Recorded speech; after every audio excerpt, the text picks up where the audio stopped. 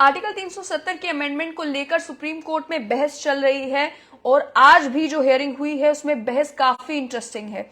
आज senior advocate Gopal Subramaniam ने arguments पेश किए सुप्रीम कोर्ट के सामने, जिसमें उन्होंने बताया कि किस तरीके से उनका बेसिक आर्गुमेंट ये था कि बात जब आर्टिकल 370 की होती है तो जम्मू कश्मीर में आर्टिकल 370 के जरिए ही भारत का जो संविधान है वो लागू होता है, यानी इंडियन कॉन्स्टिट्यूशन लागू होता है। अगर आर्टिकल 370 को ही इरोड कर दिया जाए तो वो बायलैटरलिज्म के ऊपर, फेडरलिज्म के ऊपर एक हमला है।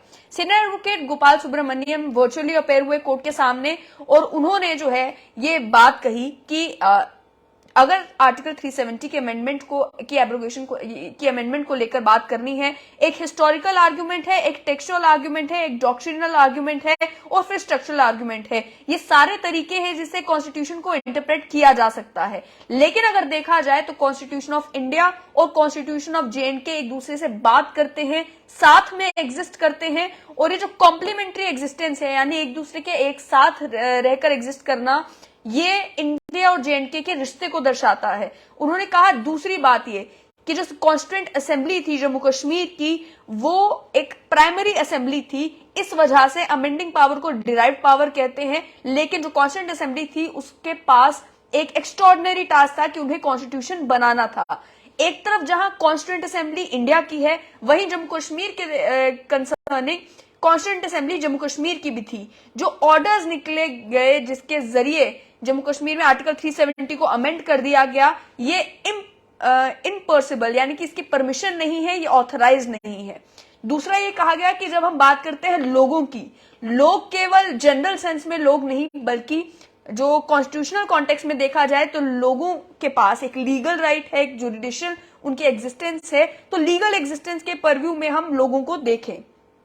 जो argument senior advocate Gopal Subramaniam ने कोर्ट के सामने पेश की, उसमें इन्हें कहा कि आपने, सीजीआई ने, यानी कि चीफ जस्टिस ऑफ इंडिया ने कल एक आर्गुमेंट किया कि ब्रेग्जिट टाइप की कोई चीज तो हो नहीं सकती, हमारा कॉन्स्टिट्यूशन इसकी इजाजत नहीं देता। हमारे कॉन्स्टिट्यूशन में रिप्रेजेंटेटिव डेमोक्रेसी के जरिए जो है हम इंस्टीट्यूशंस के जरिए एक्सप्रेस करते हैं कि लोग क्या चाहते हैं। मैं यही कहना चाहता हूं कोर्ट के सामने कि कॉन्स्टिट्यूएंट असेंबली और लेजिस्लेटिव ऑफ स्टेट दोनों अलग अलग इंस्टीट्यूशंस हैं जिन्हें हमारा कॉन्स्टिट्यूशन रिकॉग्नाइज करता है। तो कैसे एक के बदले दूसरे को देखा जाए? बेसिक स्ट्रक्चर जो है उसे डिड्यूस करने के लिए आपको इंडियन कॉन्स्टिट्यूशन की ओर भी देखना होगा और जम्मू कश्मीर के कॉन्स्टिट्यूशन की ओर भी देखना होगा। डिग्री टेस्ट या अफेक्ट टेस्ट से अगर देखा जाए तो चीफ जस्टिस कपाडिया के द्वारा जो ग्लैंडॉक केस में अप्लाई किया गया था, तो ये देखने को मिलता है कि जो हमारा कॉन्स्टिट्यूशन है वो एसिमेट्रिक फेडरलिज्म को रिकॉग्नाइज करता है।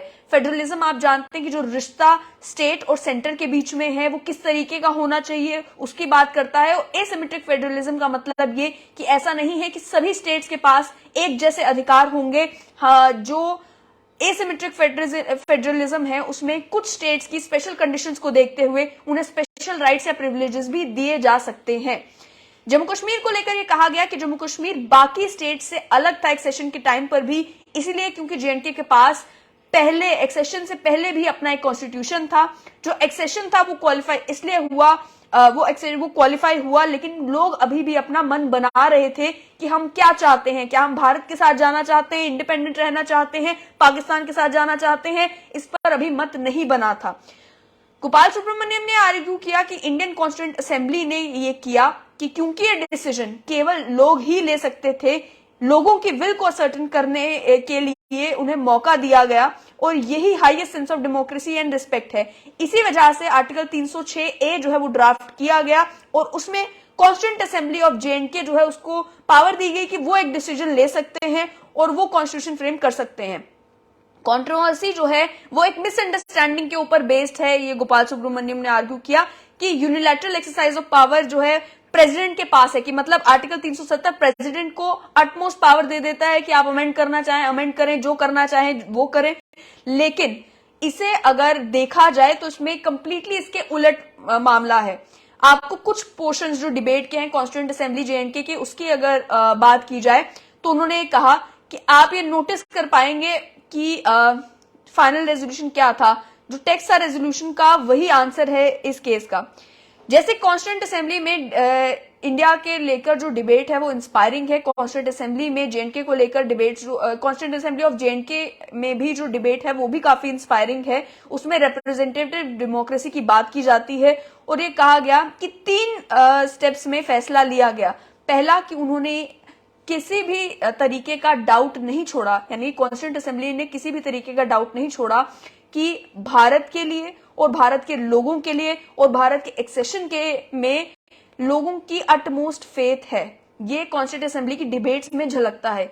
दूसरा, उन्होंने सभी देशों के कॉन्स्टिट्यूशन की ओर नजर डाली और उसके बाद जाकर ये जेएनके का कॉन्स्टिट्यूशन फ्रेम किया और इंडियन कॉन्स्टिट्यूशन को लेकर भी उसके ओर भी नजर डाली और ये कहा कि हमें कुछ स्पेशल प्रोविजंस की जरूरत है। One of the first states in India जहां पर लैंड रिफॉर्म्स हुए वो जम्मू कश्मीर था और पहला कंसर्न उनका यही था कि लोगों को अधिकार दिया जाए, लैंड राइट्स दिए जाएं, जिस वजह से परमानेंट रेजिडेंट्स बनाने की जरूरत पड़ी। उन्होंने कॉन्स्टिट्यूएंट असेंबली ने कहा कि हम अपना कॉन्स्टिट्यूशन खुद बनाएंगे, लेकिन हम गवर्नमेंट ऑफ इंडिया से ये रिक्वेस्ट करते हैं कि जो इंडियन कॉन्स्टिट्यूशन है वो कुछ एक्सेप्शन, उसके अलावा 3 कॉन्स्टिट्यूशन ऑर्डर्स आए 1950, 1952 और 1954। सबसे कंट्रोवर्शियल आप जानते हैं ऑर्डर 1954 का है, जिसमें आर्टिकल 335A को भी ऐड किया गया था। गवर्नमेंट ऑफ इंडिया ने जो है एक्सेप्ट किया रिक्वेस्ट को और उसके बाद 1954 का ऑर्डर जारी किया। ये गोपाल सुब्रमण्यम ने कोर्ट के सामने पेश किया और साथ ही में ये कहा कि उसमें इंडियन कॉन्स्टिट्यूशन को जेएनके में लागू किया गया, कुछ एक्सेप्शंस और मॉडिफिकेशंस के साथ। उनकी ऑटोनॉमी के हिसाब से जेएनके में अलग प्रोविजंस भी थे, जिस वजह से 2 कॉन्स्टिट्यूएंट असेंबलीज, एक जेएनके की और एक भारत की, एक दूसरे से बात करती थी और 2 कॉन्स्टिट्यूशंस, एक जेएनके का और एक इंडिया का, आपस में बात करता था। हालांकि ये वर्ड टेम्पररी मार्जिनल नोट्स में अपेयर करता है, लेकिन जो रेजोल्यूशन था कि कॉन्स्टिट्यूशन ऑफ इंडिया जेएनके पर अप्लाई होगा मॉडिफिकेशंस के साथ, ये नॉन फॉर्मलिस्टिक है, यानी कि ये पॉजिटिव है, ये ऑफिशियल है, इसमें अनऑफिशियल कुछ भी नहीं। दूसरा ये कहा गया कि आर्टिकल 370 जो है वो सर्वे सर्वा यानी कि बहुत बड़ी पावर नहीं था, लेकिन एक मीडियम था जिसके through Indian constitution Jammu Kashmir के ऊपर लागू होता था, जिसे मैं डुअल ऑब्लिगेशन कहूंगा। डुअल ऑब्लिगेशन ये कि जो आर्टिकल 370 में अपने वर्ड्स हैं, वही ये कहता है कि एक लॉ ऐसा है जिसे टच नहीं किया जा सकता, यानी कि कॉन्स्टिट्यूशन ऑफ इंडिया जेएनके पर अप्लाई होगा, इस कानून को आप बदल नहीं सकते। ये कानून जो है वो पक्का हो गया, पत्थर की लकीर हो गया, इसे आप बदल नहीं सकते। और हमने 370 में क्या ऑफर किया? हमने ऑफर किया कि आप अपना संविधान खुद बना सकते हैं, आप स्पेशल उसमें एक्सेप्शंस रख सकते हैं। ये भारत सरकार ने, ये भारत के संविधान ने 370 के जरिए जेएनके को ऑफर किया।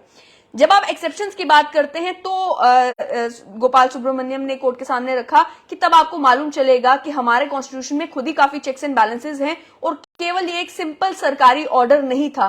जो संपत प्रकाश की जजमेंट थी उसमें भी जस्टिस भार्गवा ने नोटिस किया कि कॉन्स्टिट्यूएंट असेंबली आर्टिकल 370 को एब्रोगेट करना नहीं चाहती थी, बल्कि उसकी कॉन्टिन्यूएंस में बिलीव करती थी। जो जजमेंट दानू केस में आई उसमें भी ये देखा गया कि जेएनके कॉन्स्टिट्यूशन को अमेंड किया गया, सदर रियासत को गवर्नर किया गया और उसी के चलते आर्टिकल 367 को अमेंड किया गया था और उसे जेएनके के कॉन्स्टिट्यूशन के अकॉर्डिंग ढाला गया था। लेकिन जस्टिस सिकरी ने भी कहा कि जो अमेंडमेंट है उससे जेएनके कॉन्स्टिट्यूशन का जो बेसिक स्ट्रक्चर है वो खत्म नहीं हुआ है।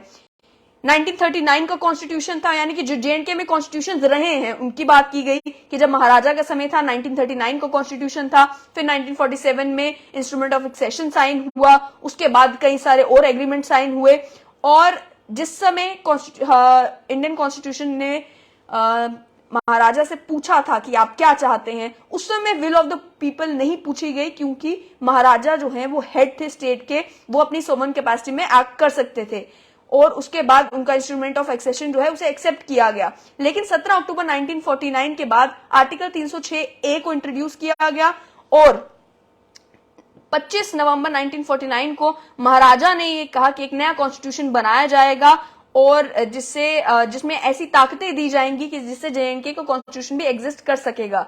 फिर गोपाल सुब्रमण्यम ने, सीनियर एडवोकेट गोपाल सुब्रमण्यम ने कॉन्स्टिट्यूशनल ऑर्डर्स की बात की, चाहे वो 50 हो, 1952 हो, 1954 हो, और ये कहा कि मैं ये दर्शाने की कोशिश कर रहा हूं कि भारत सरकार और स्टेट, जो जम्मू कश्मीर की स्टेट थी, दोनों में जो कॉन्स्टिट्यूशन फ्रेम हुआ या जो बातचीत हुई वो किस तरीके से एक्सप्रेस हो रही थी। बेसिक उसके कुछ प्रिंसिपल्स थे जिनके जरिए ये सब काम हुआ।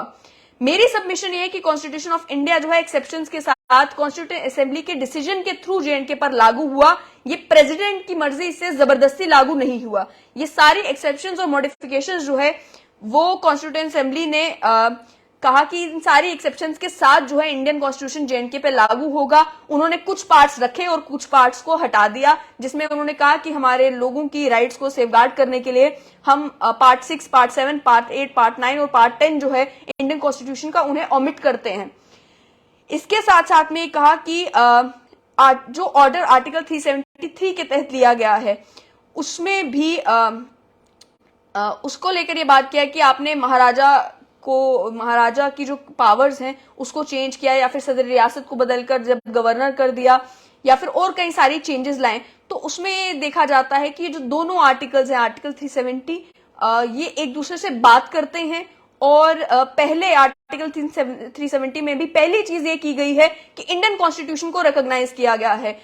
जेएंडके को कॉन्स्टिट्यूशन में पहली चीज ये मेंशन की गई है कि जेएंडके इंटीग्रल पार्ट है इंडिया का, उनके पास लेजिस्लेट करने की ताकतें हैं, एक्सेप्ट पार्लियामेंट ऑफ इंडिया की जहां पर ताकत आती है वहां पे उनकी ताकतें खत्म होती हैं।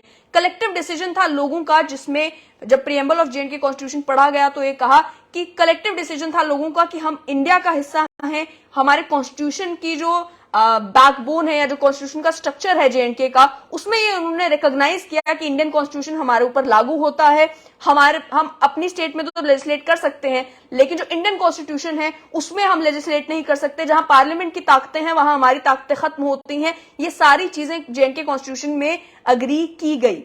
उसके बाद ये कहा गया, अब मोस्ट क्रिटिकल पार्ट पे आते हैं कि कॉन्स्टिट्यूशन ऑफ इंडिया में क्या चीजें हैं और कॉन्स्टिट्यूशन ऑफ इंडिया जब जेएंडके पे लागू हुआ तो किस तरीके से लागू हुआ। उसमें उन्होंने कहा कि स्पेशल मॉडिफिकेशन के साथ लागू किया गया। सवाल यहां पे ये होता है कि इस आर्टिकल 370 को एब्रोगेट करने की ताकतें किसके पास हैं। अब वही है कि आर्टिकल 3 में आपको जाकर देखना है। पहली चीज ये कही गई कि इंटीग्रल पार्ट ऑफ इंडिया है ऑन स्ट्रेंथ ऑफ 1954 ऑर्डर। फिर यह कहा गया कि excluding the powers of union parliament, सारी ताकतें जो स्टेट लेजिस्लेचर के पास है। फिर सेक्शन 92 में ये कहा गया कि जो स्टार्क डिस्टिंक्शन है हमारे कॉन्स्टिट्यूशन में जो प्रोविजंस हैं उनमें, और जो जेएंडके का कॉन्स्टिट्यूशन है उसमें जेएंडके के हिसाब से सर अगर गवर्नर को लगता है कि स्टेट गवर्नमेंट नहीं कैरी ऑन हो सकती तो गवर्नर जो है स्टेट गवर्नमेंट की सारी ताकतें अज्यूम कर सकता है, लेकिन वो ताकतें अज्यूम इसलिए करनी है ताकि एक पॉपुलर गवर्नमेंट 6 महीने के अंदर अंदर कॉन्स्टिट्यूट हो सके। तो पॉपुलर रिप्रेजेंटेटिव गवर्नमेंट जो है वो जेएंडके के कॉन्स्टिट्यूशन का कोर है, उसके आर्किटेक्चर का हिस्सा है। और जो 1954 का ऑर्डर है, जिस 1954 के ऑर्डर के द्वारा मैं दोबारा बता दूं कि सेक्शन 35A को इंक्लूड किया गया था, उसे भी जो है एज लॉ कंसिडर किया जाए। लिंकेजेस जो है आर्टिकल ये 1954 के ऑर्डर और कॉन्स्टिट्यूशन ऑफ इंडिया के बीच में उसे सीमेंट करता था जेएंडके को कॉन्स्टिट्यूशन।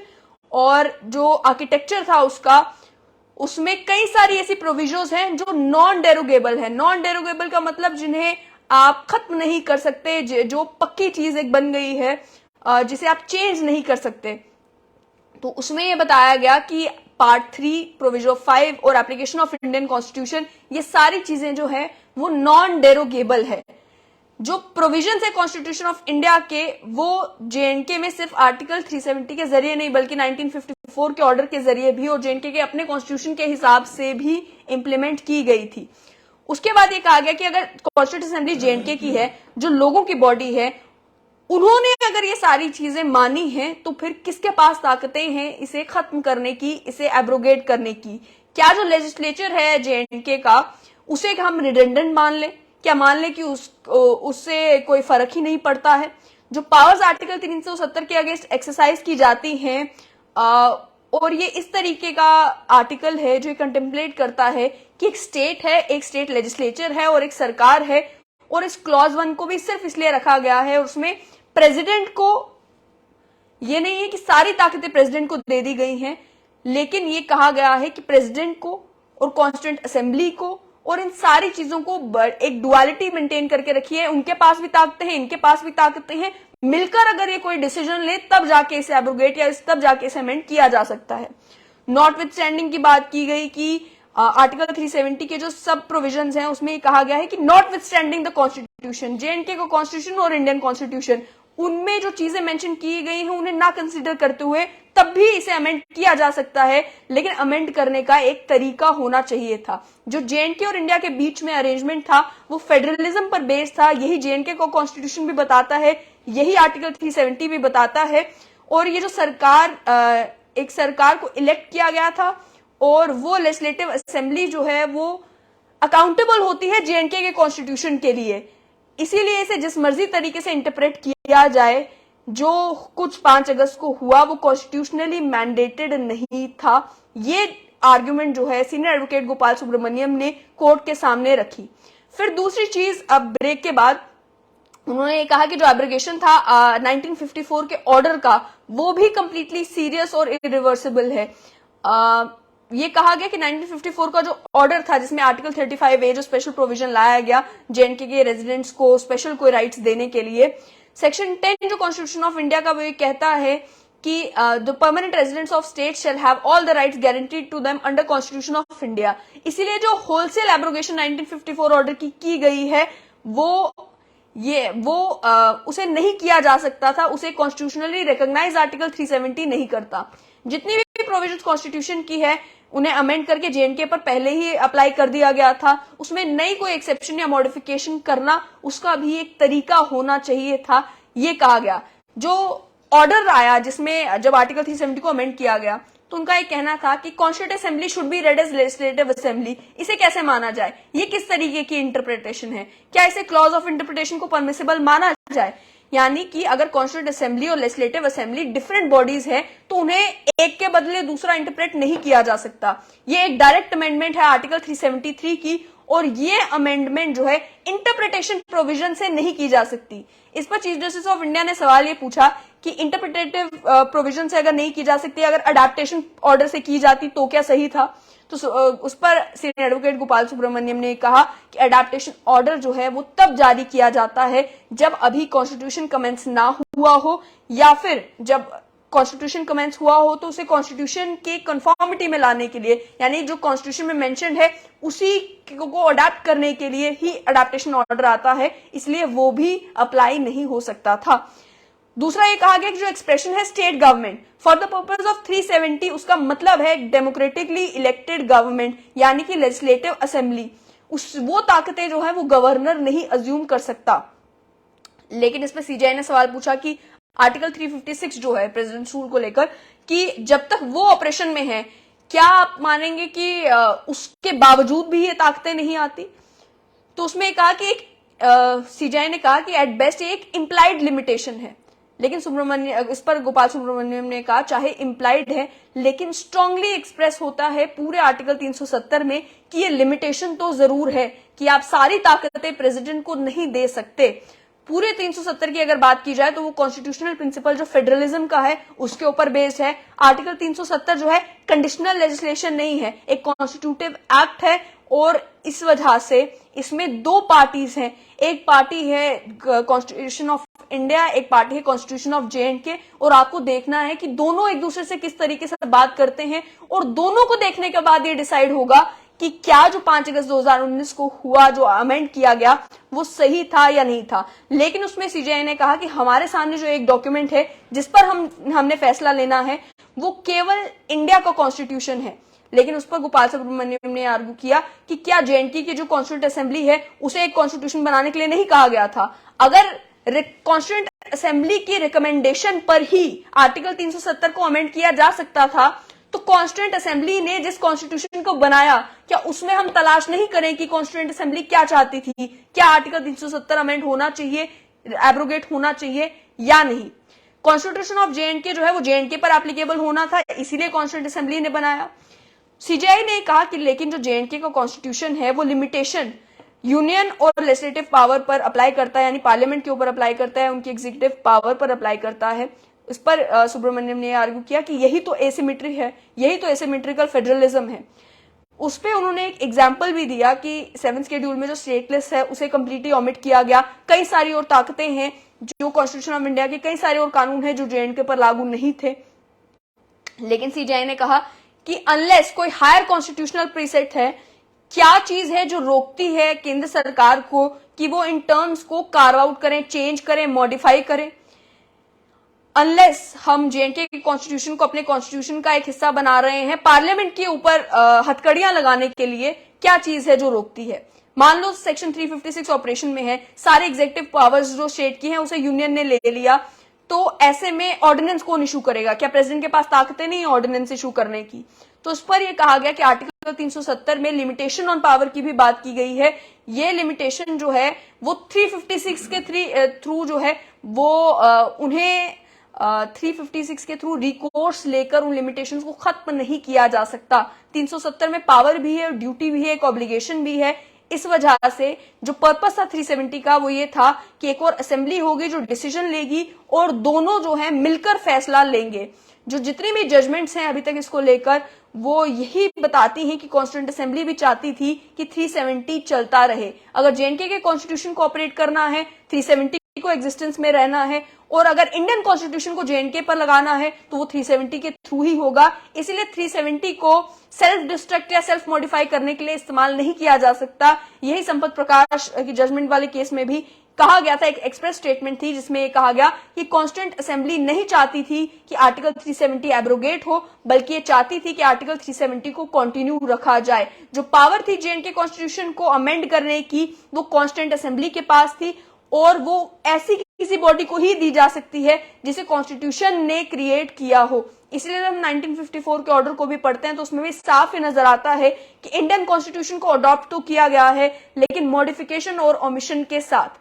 इस पर ये जस्टिस खन्ना ने कहा, जस्टिस खन्ना ने यह भी कहा कि आप इसे जेएनके को कॉन्स्टिट्यूशन तो कहते हैं, लेकिन हम इसे ऐसे देखते हैं कि इंडियन कॉन्स्टिट्यूशन को ही अडॉप्ट किया गया कुछ एक्सेप्शंस और मॉडिफिकेशन के साथ। बाय इट्स वेरी नेचर 370 बहुत फ्लेक्सिबल था। नॉर्मली कॉन्स्टिट्यूशंस फ्लेक्सिबल होते ही हैं क्योंकि जिस समय वो बनते हैं उसके बाद कई बार उन्हें जो है वो चेंज भी करना पड़ता है। अगर आप 370 की ओर देखेंगे तो मॉडिफिकेशन उसमें की जा सकती है कॉन्स्टिट्यूशन ऑफ इंडिया को जेएनके पर अप्लाई करने के लिए, और देश भर में जो कुछ हो रहा है उस सबको जेएनके पर भी लागू करने के लिए। लेकिन सुब्रमण्यम ने इसमें कहा कि ऑर्डर्स जारी किए जा सकते हैं आर्टिकल 370 प्रोविजन 1 के तहत, लेकिन बायलैटरलिज्म पे ये बेस्ड होने चाहिए, यानी उसमें केंद्र सरकार और स्टेट लेजिस्लेचर दोनों की सहमति होनी चाहिए। कॉन्स्टिट्यूशनल प्रिंसिपल्स यही कहते हैं 370 के। फेडरलिज्म और सुप्रीमेसी ऑफ कॉन्स्टिट्यूशन जो है इन दोनों का ख्याल रखा जाए तो दोनों चीजें 370 में इंजेक्ट की गई हैं। जेएनके के कॉन्स्टिट्यूशन को रिपील जो है वो उसी लेजिस्लेचर के थ्रू किया जा सकता है। हम इसे अचानक से जो है वो रिपील नहीं कर सकते। जो जेएनके का भी कॉन्स्टिट्यूशन था वो एक लीगल डॉक्यूमेंट था और उसी की वजह से लेजिस्लेचर बनी थी, और कॉन्स्टिट्यूशन को अपनी मर्जी से जो है वो गायब करके पावर किसी और को दी नहीं जा सकती। ये जो कोशिश की गई है इसे एक कॉन्स्टिट्यूशन को एब्रोगेट कर दिया गया है जो कि किया नहीं जा सकता। इसमें जस्टिस कौल ने कहा कि कपिल सिब्बल की उनकी आर्ग्यूमेंट ये थी कि जो ऑर्डर्स इशू किए गए थे बार बार 370 में तो कुछ बचा ही नहीं था, तो आपके पास कोई ऐसी एग्जांपल्स हैं जिसमें जो कुछ भी किया गया हो आज से पहले 370 को एरोड करने के लिए असेंबली के कुछ नेगेटिव कमेंट्स आए हों। तो उस पर उनका ये कहना था कि जो ऑर्डर्स पहले आए भी उसमें जो है स्टेट गवर्नमेंट की सहमति ली गई। बार बार जो आर्टिकल 370 को अमेंड किया गया उसमें स्टेट गवर्नमेंट का भी कोई ना कोई रोल था। आर्टिकल 356 को भी जब अप्लाई किया गया तो उसमें भी जो है वो ख्याल रखा गया इन सब चीजों का। आज जो एब्रोगेट किया गया है उसमें पेरेंट ऑर्डर जो ओरिजिनल ऑर्डर था उसी को हटा दिया गया है। इसके बाद सीजेआई ने पूछा कि इंस्ट्रूमेंट एक्सेशन का फिर क्या होता है। जब कॉन्स्टिट्यूशन ऑफ जेएनके बन गया, उन्होंने मान लिया कि हम इंटीग्रल पार्ट ऑफ इंडिया हैं, फिर जो महाराजा हरि सिंह ने इंस्ट्रूमेंट ऑफ एक्सेशन साइन किया था उसका क्या वो खत्म हो जाता है, cease to exist as an independent document? तो उसमें उन्होंने पूछा कि मैं ये इसलिए पूछ रहा हूं कि कुड इट बी पॉसिबल कि पार्लियामेंट की ताकतों पर रोक लगाने के लिए आर्टिकल 371 के तहत लिमिटेड ट्रांजिशनल पावर प्रोविजन जो है वो ऑपरेट किए जा रहे हों और जब आईओए जो है वो इंडिपेंडेंट डॉक्यूमेंट के तौर पे खत्म हो जाए। इसके साथ में इसका जवाब देते हुए गोपाल सुब्रमण्यम ने आर्ग्यू किया कि जो पार्लियामेंट की ताकतों पर रोक लगाती है, उस पर हथकड़ियां डालते हैं, वो 370 लगाता है, उसका कोई direct relation instrument of accession से नहीं है। 370 ट्रांजिटरी प्रोविजन नहीं है और उन्होंने अलग अलग जजमेंट्स भी इस मामले में साइट की। दो प्रिंसिपल्स जिनकी उन्होंने बात की, एक कहा कि फेडरलिज्म और दूसरा यह है सुप्रीमेसी ऑफ द कॉन्स्टिट्यूशन। इन दोनों को अगर ध्यान में रखा जाए तो जो पर्पस है 356 का, जिसके थ्रू प्रेसिडेंट को पावर दी गई, यूनियन ने सारी पावर्स अज्यूम कर ली, और 370 का, ये दोनों कोइंसाइड नहीं करते हैं। इस सब पर ये सारी बात होने के बाद जो है आज बात इसी पर हुई कि जो इंस्ट्रूमेंट ऑफ एक्सेशन है उसको लेकर बातचीत की गई कि अगर आर्टिकल 370 में अपना कॉन्स्टिट्यूशन जेएनके का बनता है, उसके बाद इंस्ट्रूमेंट ऑफ एक्सेशन की क्या पोजीशन रहती है, क्या इंस्ट्रूमेंट ऑफ एक्सेशन उसके बावजूद भी एग्जिस्ट करता है। तो उस पर ये कहा गया कि इंस्ट्रूमेंट ऑफ एक्सेशन जो है वो दो सॉवरेन स्टेट्स के बीच में एक रिश्ता है, एक दूसरे से हाथ मिलाने जैसा रिश्ता है। इसमें कोई भी चीज जो है वो एक इंडिपेंडेंट डॉक्यूमेंट के तौर पर खत्म नहीं होती। लेकिन बात आज यहां पर यह है कि आर्टिकल 370 जो है वो जेएनके और इंडिया के बीच में एक स्पेशल रिश्ते को दर्शाती थी। कॉन्स्टिट्यूशन ऑफ इंडिया स्टेट के साथ क्या करता है, जो स्टेट मर्ज नहीं की है, केवल एक्सीड की है, यही बात जो है वो डिसाइड करने वाली है। और इस पर जो है हियरिंग आज खत्म हुई। अब कल देखा जाएगा, क्योंकि बैक टू बैक हियरिंग्स हो रही हैं। हर दिन जब हियरिंग्स होंगी आर्टिकल 370 को लेकर क्या बहस हुई आपके सामने पेश करेंगे। आज की हियरिंग से जो 3 चीजें निकल कर आई, पहली चीज ये कि एडवोकेट गोपाल सुब्रमण्यम ने आर्ग्यू किया कि अगर कॉन्स्टिट्यूएंट असेंबली के माइंड को समझना है तो जेएनके के कॉन्स्टिट्यूशन की ओर देखना होगा। दूसरी बात ये कही कि जेएनके का कॉन्स्टिट्यूशन और इंडियन कॉन्स्टिट्यूशन जो है दोनों आपस में बात करते हैं, दोनों का एक रिश्ता है, केवल आइसोलेशन में कॉन्स्टिट्यूशन ऑफ इंडिया को नहीं देखा जा सकता। और तीसरी बात ये कही कि इससे पहले 370 को जो इरोड किया गया है, उसमें जो भी बदलाव किए गए, उसमें स्टेट लेजिस्लेचर की या स्टेट की कोई ना कोई सहमति शामिल थी।